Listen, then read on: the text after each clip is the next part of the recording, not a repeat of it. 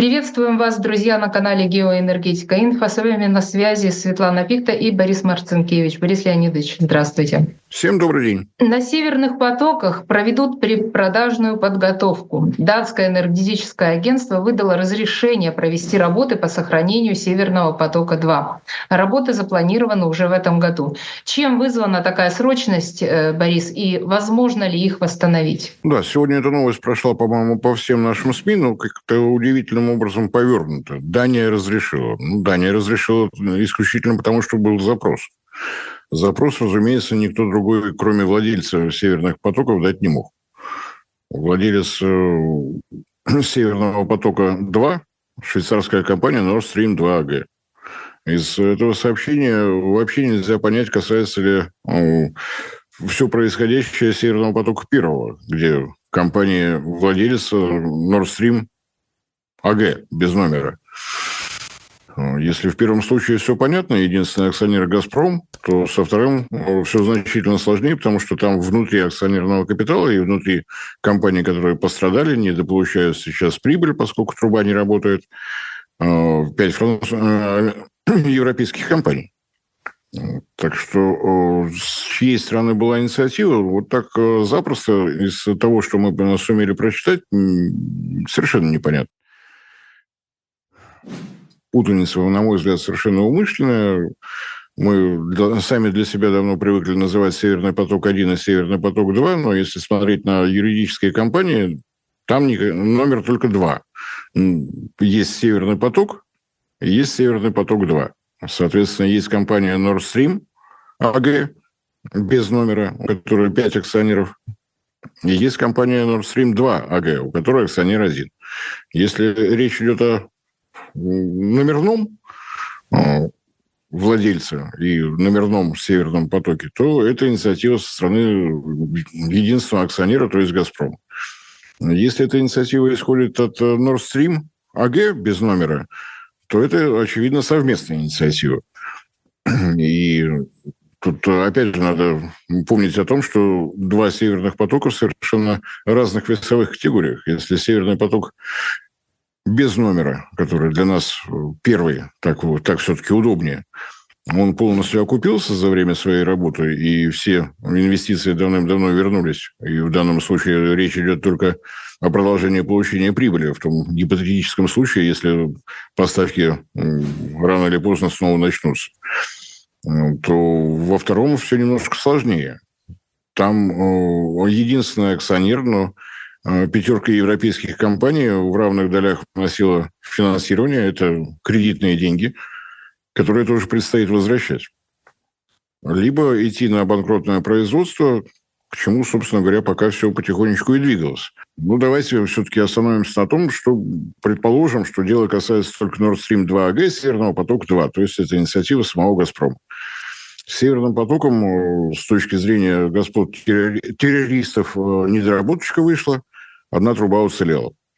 И, собственно говоря, памятуя о том, что предстоит банкротный процесс, небезызвестный американский бизнесмен, о котором раньше мы мало слышали, но сейчас мы стали слышать больше, мистер Линч, подал запрос в родное до слез Министерство финансов США с тем, чтобы ему позволили участвовать в банкротном производстве, в банкротном процессе в качестве покупателя. Но с учетом того, что в Швейцарии в очередной раз дали отсрочку, есть время для размышлений и у Минфина США, и у мистера Линча. В том случае, если Линчу будет дозволено участвовать в этом банкротном производстве, если он сумеет выкупить, собственно говоря, компанию Nord Stream 2 AG вместе с трубами Северного потока, получается совершенно, на мой взгляд, необычная, конечно, но более-менее понятная бизнес-составляющая всего этого процесса. Одна труба работает.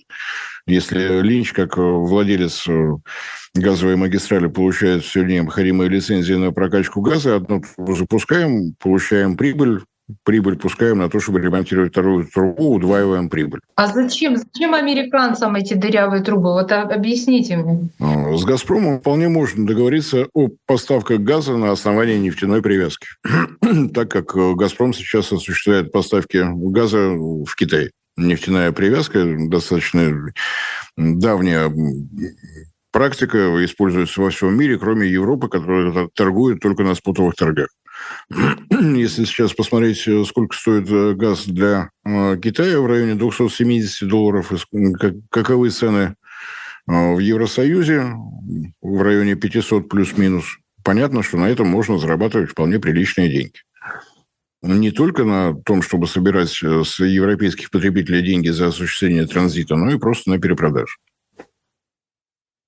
Здесь, по-моему, все достаточно очевидно. В этом случае Линч, который не является случайной фигурой, это и вполне своевременные взносы в избирательный штаб, в избирательные фонды мистера Трампа и так далее, и так далее.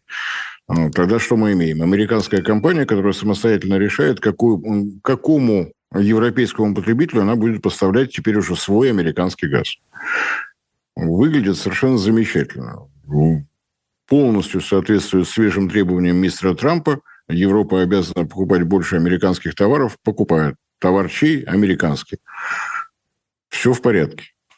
При этом вот такие поставки не оказывают давления на внутренний рынок самих США. Я напоминаю, что да, объемы добычи газа в Штатах порядка 1 триллиона кубометров, но и внутренний спрос порядка 860 миллиардов кубометров. Соответственно, если будут запущены и работать на полную мощность все запланированные к строительству СПГ мощности, СПГ-заводы, может возникнуть дефицит внутри самих Соединенных Штатов, это повысит цены, и, соответственно, все прочие замыслы мистера Трампа о том, что энергия в Штатах должна быть дешевой, могут не состояться. А вот в том случае, если да, это американский товар для Европы, а газ, купленный американской компанией, становится американским, поставляется он в Европу, здесь все выполнено, торговый баланс начинает хоть как-то приходить в норму. Напомню, что сейчас торговый баланс между Соединенными Штатами и Евросоюзом для Штатов минус $300 миллиардов в год, но хоть как понятно, что даже если оба северных потока работают, 110 миллиардов кубометров даже по нынешним ценам баланс в порядок не приведут, но как-то немножечко чашу перевесит в пользу американского, так скажем, экспорта. При этом ситуация внутри самих США остается по-прежнему такой же.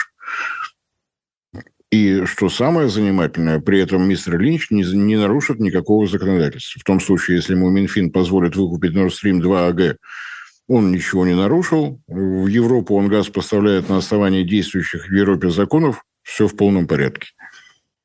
У Линча прибыль, у Трампа немножечко исправился баланс. В Соединенных Штатах внутренний рынок не будет подвержен рискам роста стоимости газа и, соответственно, дальнейшей выработки электроэнергии. Мы уже обсуждали в одной из передач, что все это может оказаться контурами такой большой сделки, поставим кавычки. Понятно, что это сугубо мое оценочное мнение. Но в том случае, если Соединенные Штаты выполнят поручение, данное Викторией Нуланд, что нужно сделать с ЕУ, а контроль над энергетическим рынком – это и есть то, что требовала Виктория, славный совершенно человек, Штаты выполняют свою задачу. Для них большой-большой, очень драгоценный для них союзник, Евросоюз, превращается в дойную корову. Можно командовать всем, что происходит, потому что энергетика – это фундамент для любой экономики. Соответственно, влияя на ситуацию на энергетическом рынке, ты влияешь на ситуацию во всей экономике. Если продолжать добиваться того, чтобы котировки на поставки природного газа росли, это будет стимулировать европейские компании реального сектора экономики переезжать в Соединенные Штаты. Очень наглядно это выглядит сейчас.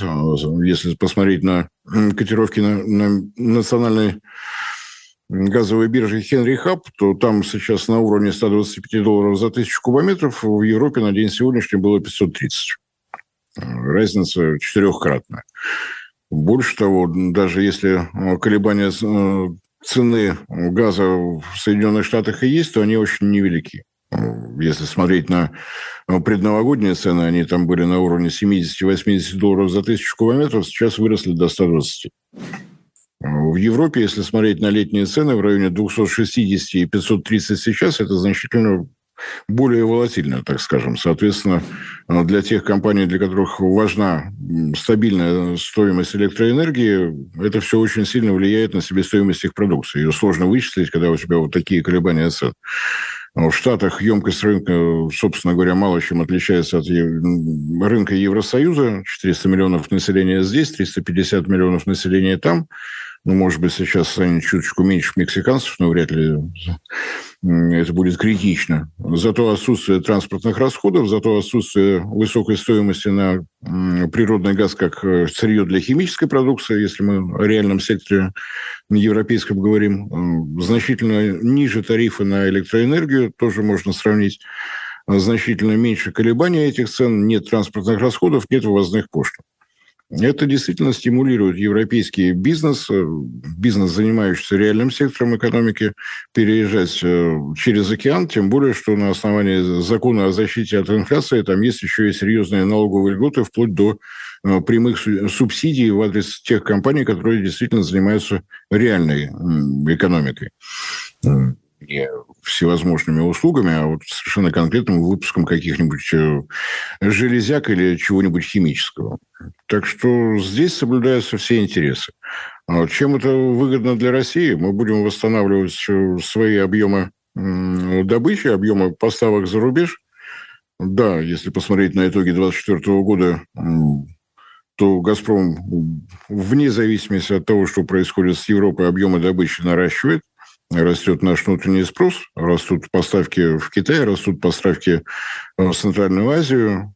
Все это есть, но за счет вот такого дополнительного сбыта это и возможность успешно закончить все программы, касающиеся социальной газификации, и, может быть, все-таки задуматься о том, чтобы выполнить прямое поручение президента России, которое осенью этого года в адрес «Газпрома» было дано, разработать 10-летний план развития концерна. Одно дело пытаться зарабатывать деньги на внутреннем рынке, совсем другое за счет поставок вот этим замечательным европейским странам через американскую прокладку. Зачем я это сказал? Это совершенно некорректно. Благодаря дружеской помощи выдающегося американского бизнесмена. Так надо было сказать. Я что-то перепутал. Извините, будем считать, что я этого не говорил, вы этого не слышали. Ну и, опять же, будут соблюдены и в том числе европейские традиции.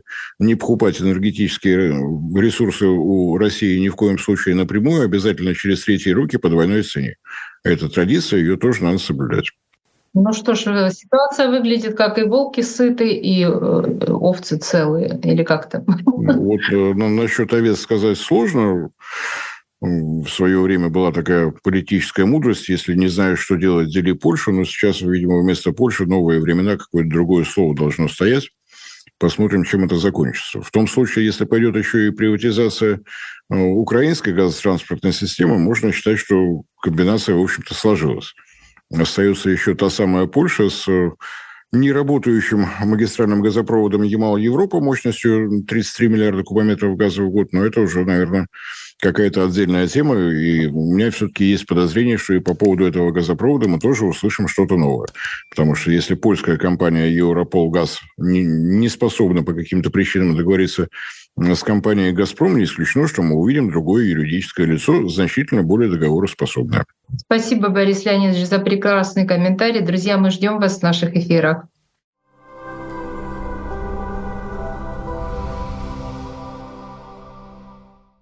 Друзья, в очередной раз напоминаю о том, что полное название нашего канала – независимый аналитический онлайн-журнал «Геоэнергетика Инфо». И слово «независимость» после того, как была отключена монетизация со стороны Ютуба, для нас стало дорогим, ценным, близким.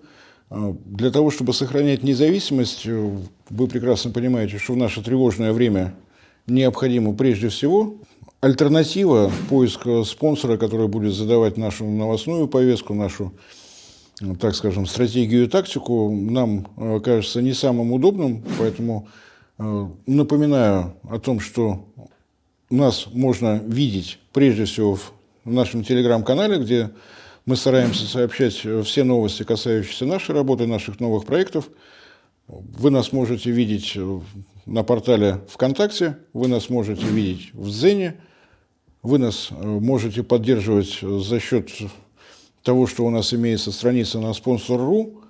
Все это будет в описании под этим моим кратким вступлением с напоминанием о том, что если вы хотите, чтобы проект «Геоэнергетика Инфо» продолжал развиваться, нам необходима ваша помощь и поддержка. Большое спасибо за внимание.